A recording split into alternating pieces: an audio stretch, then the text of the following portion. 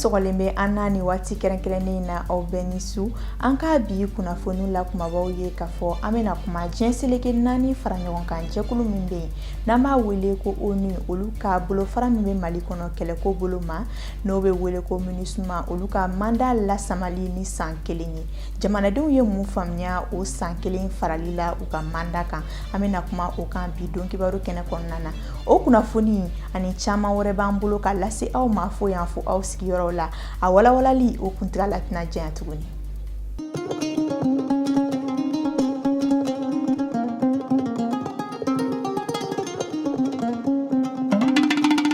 NEF-TV jabarani lajɛbaw aw bisimila kukura aw ka bi don kibaru kɛnɛ kɔnɔna na i n'a fɔ kunnafoni la kumabaw la an y'a fɔ aw ye cogoya min na MINUSMA o kɔni ye jɛkulu ye n'a bɛ an fɛ yan Mali la a bɛ waati bɔ dɛmɛ sira kan kabini gɛlɛya donna Mali lakanako la fo ka na se bi ma.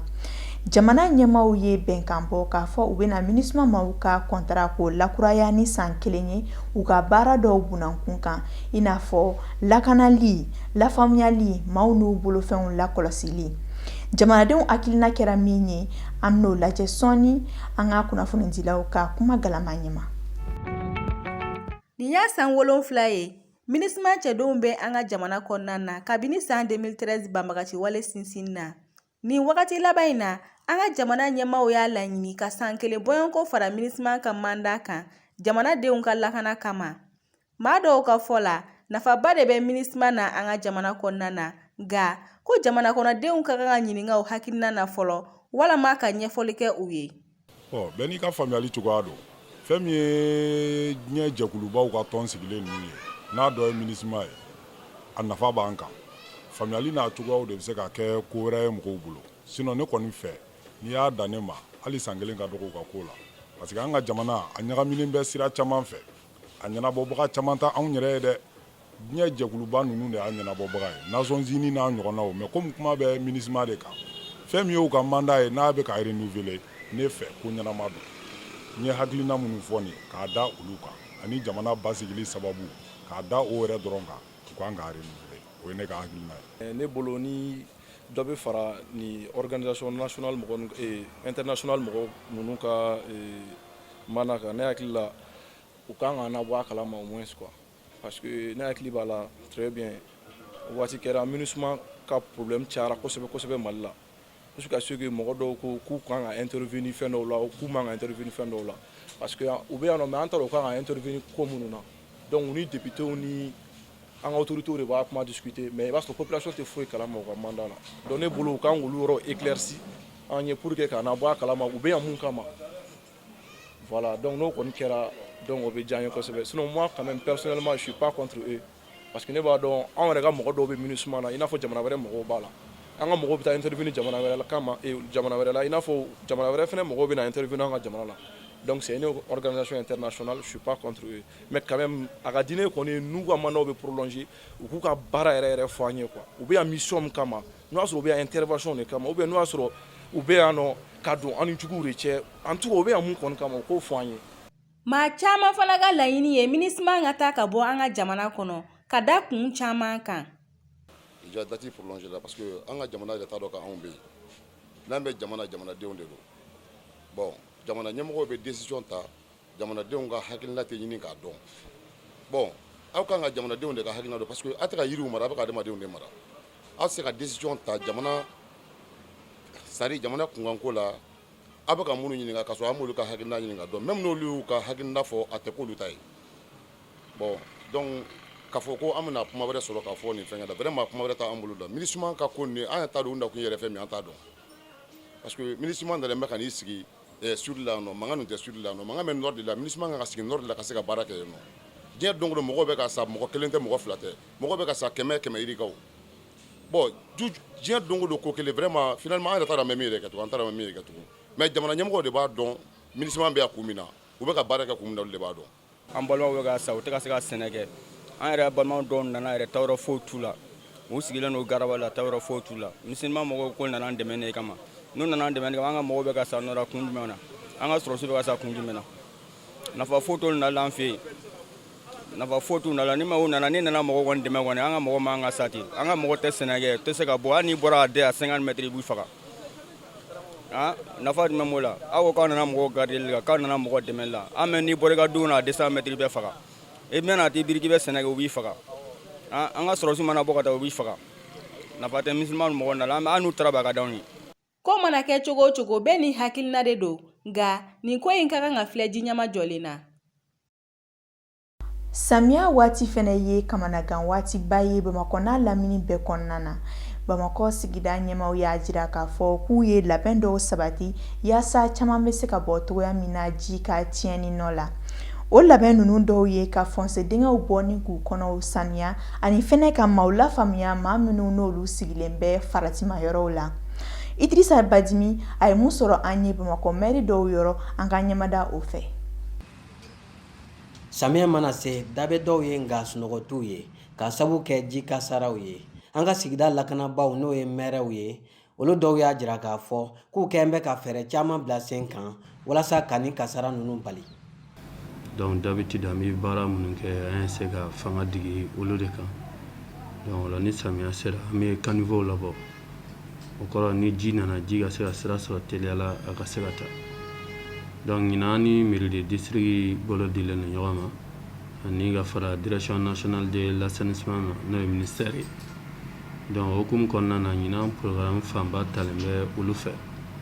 Donc mairie de district ale ni ozone ka partenariat kɔnɔna na olu ka caniveau ninnu labɔ. N'aw yɛrɛ taamana a b'a ye yɔrɔ caman bɛ ka bɔ et puis o bɛ ka cɛ. Donc ɲinan fanga dilen bɛ o ma. Donc min ye ministère ani direction nationale ye olu bɛna ɲɛsin kosɛbɛ n'o ye kɔba ninnu olu yɔrɔ minnu débouchelen don k'a lajɛ ka olu déboucher. Donc o baara ninnu de bɛ yen nɔ pour que ɲinan gɛlɛya bɛ cogo min bɛɛ lajɛlen b'a kalama. Puis sanjiko yɛrɛ a tɛ sen kelen kan. Bon surtout an kɛrɛfɛ jamana dɔw la an y'a ye ji fanga bonyaba min kɛra yen n'o ye Abidjan ye sisan bɛɛ lajɛlen bɔra kalama. Donc la an kɔni b'a fɔ bɛɛ ka hakili to i yɛrɛ la ka tila ka bɛɛ bilasira bɛɛ ka jateminɛ kɛ denmisɛnninw kɔlɔsili ni fɛn caman na. Fɛn fɛn bɛ se ka ji bali an bɛɛ ka wuli k'an jɔ an ka se ka fɛɛrɛ tigɛ o la. Effectivement san o san mairie bɛ BCA boloda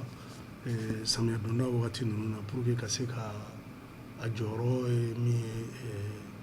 saniya ko ta fanfɛla la ni ɲamaw cɛli la ka se k'o baara kɛ quoi. Déjà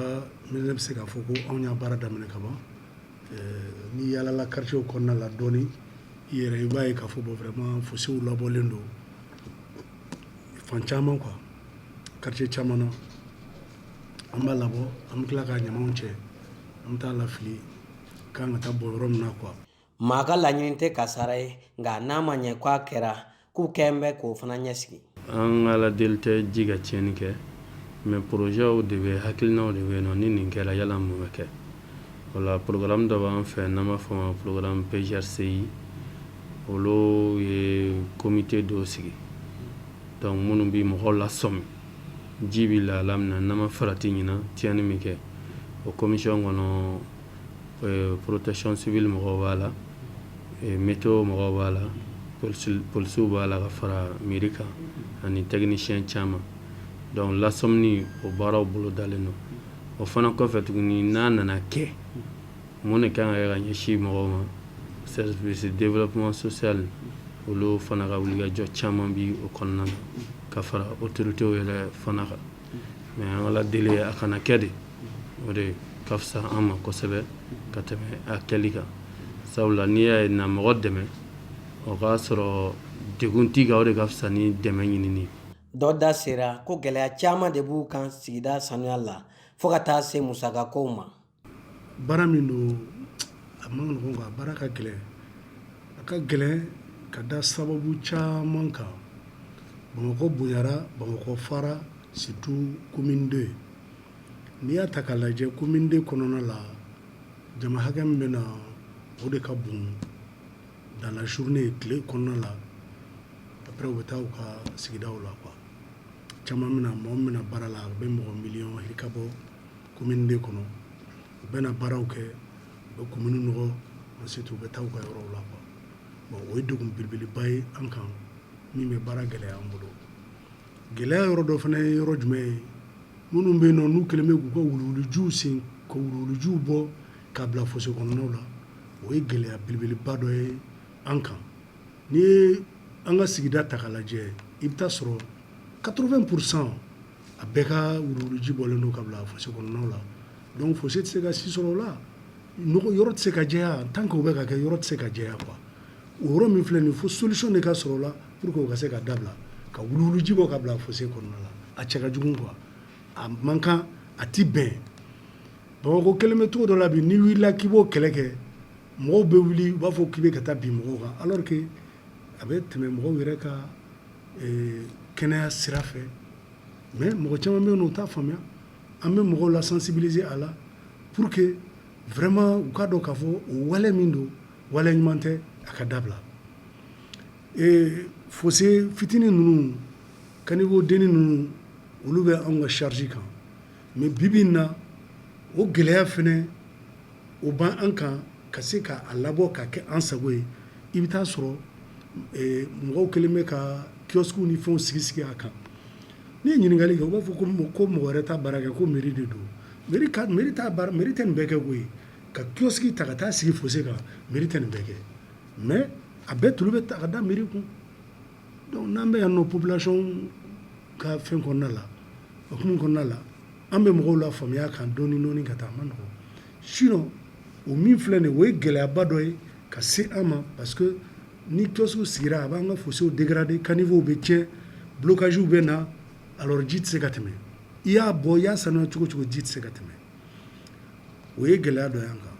gɛlɛya dɔ fana bɛ yen nɔ fo n da ka se yɔrɔ ma o yɔrɔ jumɛn ye n'i ye Sogonikura ta k'a lajɛ sisan nɔ kulu kanna don ji ni sanji nana sanji bɛ bɔ fɔ kulu la ka taa fo ba la donc nɔgɔ fɛn fɛn bɛ yen nɔ a bɛ bɔ n'a ye Mɛnina kura Sogonikura na ka na n'a ye fo Boso la fo Ɲarela fo Dankan kɔnɔna la donc o baara a ka gɛlɛn est ce que n'a fɔra ko samiya fɛ ko don o don an ka bɔ ko k'o baara kɛ a musaka tɛ sɔrɔ an kun parce que an kɛlen bɛ ka programmation de kɛ budget min n'a bɛ an bolo budget prévisionnel don gouvernement tɛ a fɔ k'a bɛ wari ta ka d'an ma ko an ka taa ka taga fossé labɔ ou bien an ka taa ka taa ɲaman cɛ an bɛ budget minnu kɛ budget prévisionnel don a bɛ se ka kɛ an t'a a budget yɛrɛ sɔrɔ ka kɛ an ka sɔrɔ cogo sababu ye mais an bɛ projection k'a kan n'an se kɛra min ye an bɛ se ka baara kɛ ni o ye tuma dɔw la an bɛ gouvernement solliciter u ka an dɛmɛ pour que an ka collecteur belebele ninnu ani mini collecteur ninnu parce que o b'olu de ka bolo kan olu ka se ka olu labɔ pour que samiya fɛ a kana kɛ tiɲɛli ye ka se an ka du kɔnɔnaw ma o gɛlɛyaw olu bɛ yen nɔ n'i y'a ta k'a lajɛ ji tɛmɛsiraw fana na mɔgɔw kɛlen don ka t'u sigi yen nɔ ka kɛ sigiyɔrɔ ye awa n'i ye ɲininkali kɛ o fana na u b'a fɔ ko mairie de b'o kɛ mais mɔgɔ si sigilen t'i kɔda la ko an ye yamaruya k'i ka sigi donc o la a bɛ fɔ ka ko ye ka tɛ ɲɛ cɔlɔ la fɔlɔfɔlɔ minnu tun bɛ kɔda la an fɔra équipe dɔ kɔ yan o équipe y'a jira an na k'a fɔ mɔgɔ mɔgɔ tun bɛ kɔda la olu ye yɔrɔ di u bɛɛ ma dɔw taara yɛlɛma u ka yɔrɔ kɔrɔ ka tila ka yɔrɔ kɔrɔ feere mɔgɔ wɛrɛ ma donc olu dɔ ye tugu ka sigi donc an kɔni b'a fɔ minnu gun bɛ kɔ kɔnɔ vraiment ni yɔrɔ dilen don ma u ka taa u ka yɔrɔ kuraw la o ka fisa u ka jɛ nin yɔrɔ nin kɔ parce que ji ye fɛn de ye mɔgɔ t'a walankata wagati dɔn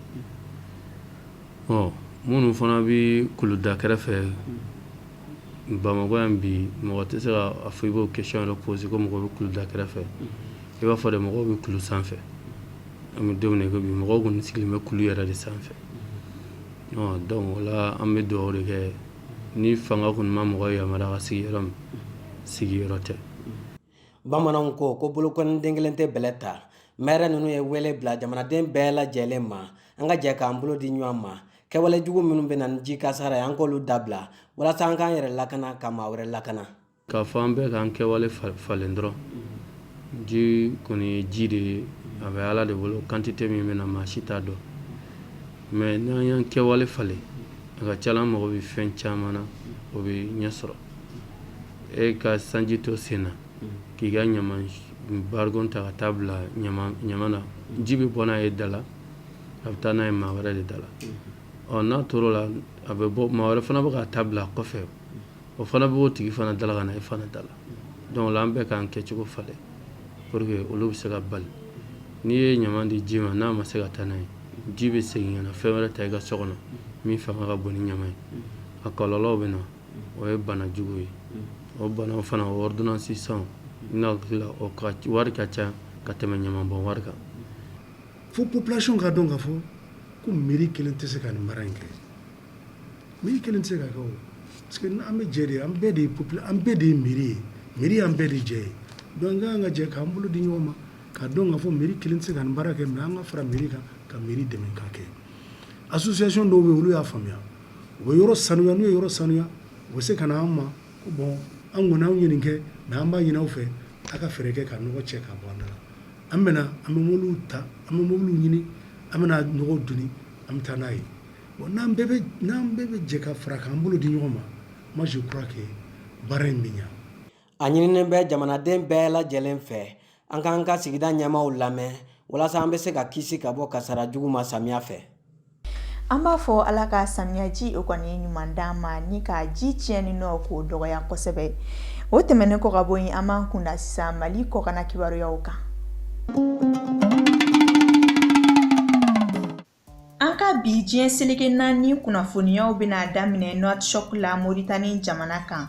G5 Sahel ka ko ɲɛnabɔbagaw ni Faransi jamana ɲɛmaa ye ɲɔgɔn sɔrɔ kɛ Mauritanie faaba kɔnɔ bi tarata juin kalo tile 30 lajɛrɛba dɔ senfɛ ko kabini coronavirus banakisɛ daminɛ la ni a siɲɛ fɔlɔ ye Faransi jamana kuntigi Emmanuel Macron ka taama kɛ farajɛla jamanaw kɔ kan ko o ye dɛmɛ tamasiyɛn dɔ fɛnɛ ye Élysée maaw ka fɔ la jɛkulu wɛrɛw fɛnɛ bɛna kɛ ni lajɛrɛ in kɛnɛ kan i n'a fɔ Moussa Faki Mahamat farafina jɛkuluba tɔgɔ la Louise Mushikiwabo ka fara Espagne minisiri fɔlɔ kan OIF maaw tɔgɔ la o kɔfɛ lajɛrɛba in na jɛnsɛ bɔlɔlɔ fɛ yaasa Itali ani Allemagne marabagaw na se ka u niyɔrɔta sɔrɔ a la nin kunnafoni de bɛ an sɛnsɛn kan se kɛnɛyako la Algérie jamana kan jateminɛw y'a jira k'a fɔ ko waati min na farafina dugu tɔw bɛ ka lajɛ ka u ka dugu danyɔrɔw labila yaasa ka u ka sɔrɔw lakunu Algérikaw ye kunnafoni di k'a fɔ olu ka dugu dancɛw jisira dugumasira ani sanfɛ siraw nato datugulen fɔ ka coronavirus banakisɛ ban nin bɛnkan kɔni taara Algérie jamana ɲɛma Abdelmadjid Tebboune fɛ karidon akilina jiginna ni dugu dancɛ ninnu datugulen bɛ kabini mars kalo tile 19 nka jamajɛ tangalan fɔlɔw taara nin ye a dɔgɔkun 3 ye o tangalan ninnu tali yɛrɛ kɛra sababu ye ka dɔ fara